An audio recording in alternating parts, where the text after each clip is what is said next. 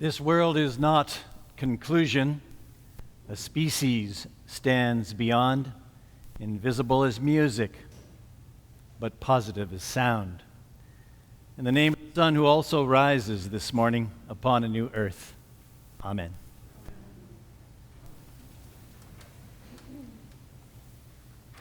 There are several occupational hazards that go with being a priest. For example, whenever people swear in your presence, they immediately feel like they have to apologize. And then there are those questions that you regularly get about the afterlife. What really happens to us when we die, and how do you know for sure? Well, there's no way to say it politely. The best answer is, how in the world would I know? In the world is the operative, because I can tell you that even though I may look like I have one foot in the grave and the other on a banana peel, I'm not that close to death. I haven't died yet, and I certainly haven't come back. So I don't know.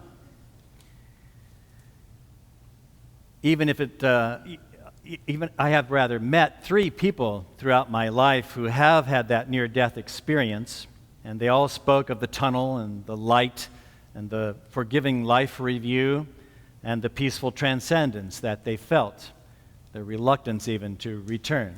3 different people. And I look forward to that experience, but it's not proof. And I haven't had the experience anyway myself, so I can only tell you what I believe, and that for which I hope, which goes beyond, way beyond, what I hope for myself. If you only hope for your life after death, you are not hoping for enough resurrection. You need to start hoping for what Easter actually promises, a world that will reflect God's abiding love, justice, compassion, and mercy. It's in the gospel this morning, the branches, all the branches attached to the vine. There is new and risen life in us, but only as the whole creation is renewed. Emily Dickinson expressed our longing for something more in her poem. This world is not conclusion. A species stands beyond, invisible as music, but positive as sound.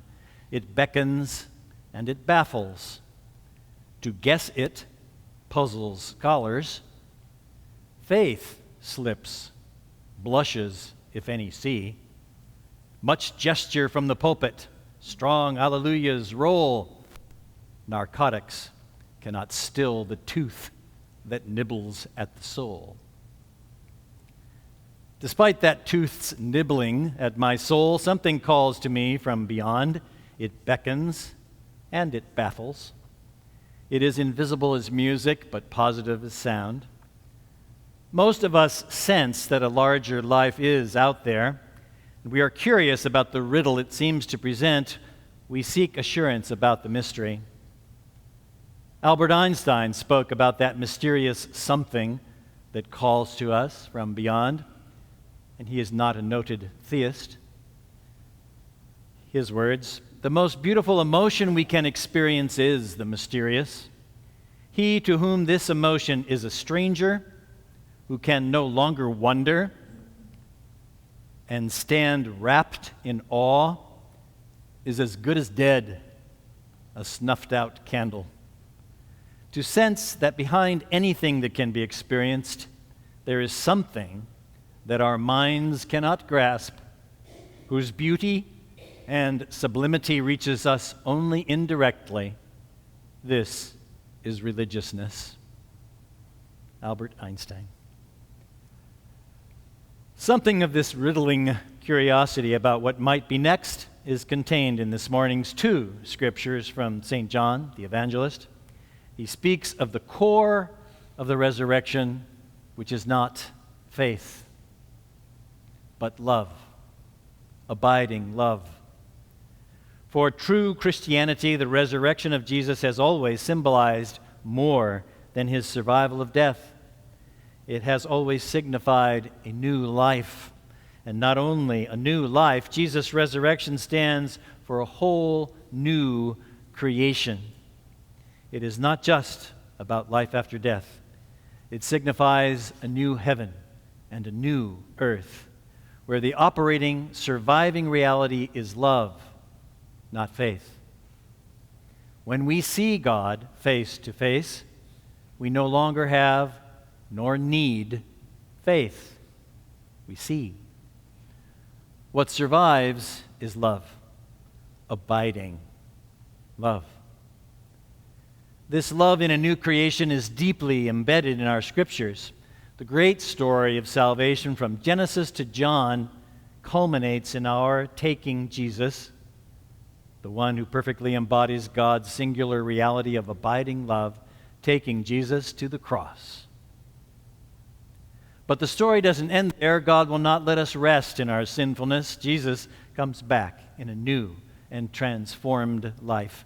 God will not be stopped until everything and everyone is renewed in abiding love, healing all the pain and suffering and sin and death we know in this old creation, and making us new people in the bargain.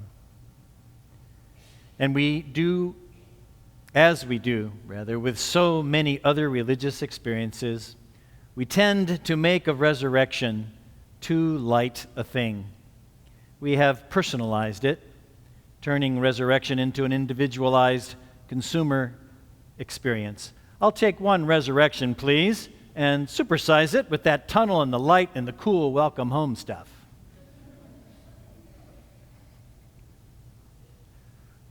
But resurrection is not only about you. Resurrection is about a new heaven and a new earth. Easter is God's first step in the remaking of the whole world. If we only hope for our individual survival, we are not hoping for enough.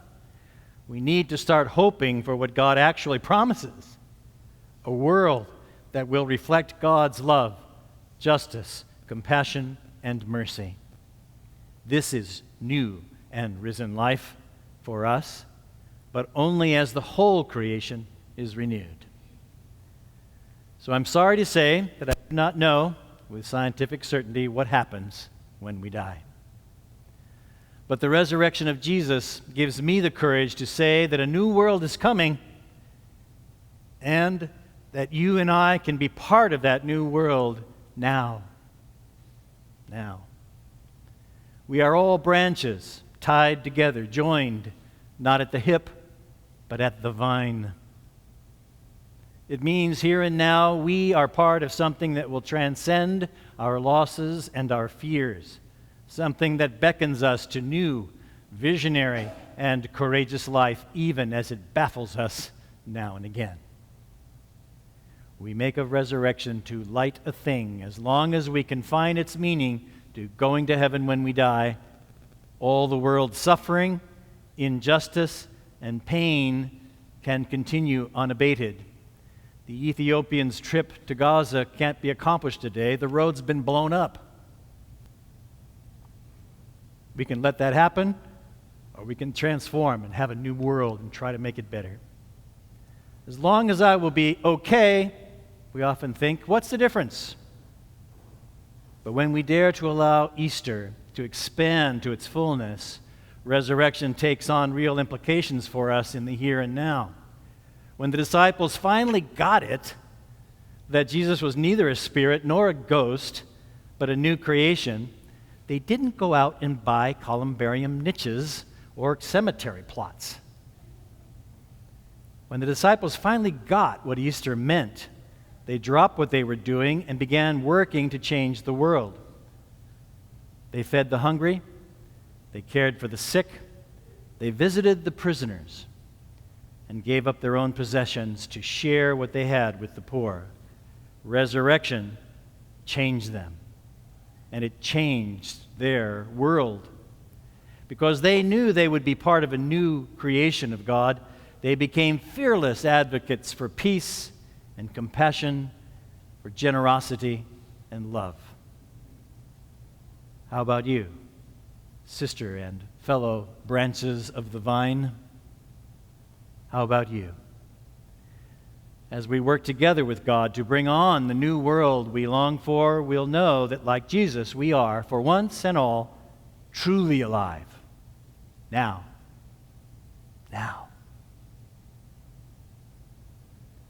This world is not conclusion. A species stands beyond, invisible as music, but positive as sound. In the name of the Son who also rises this morning upon a new earth,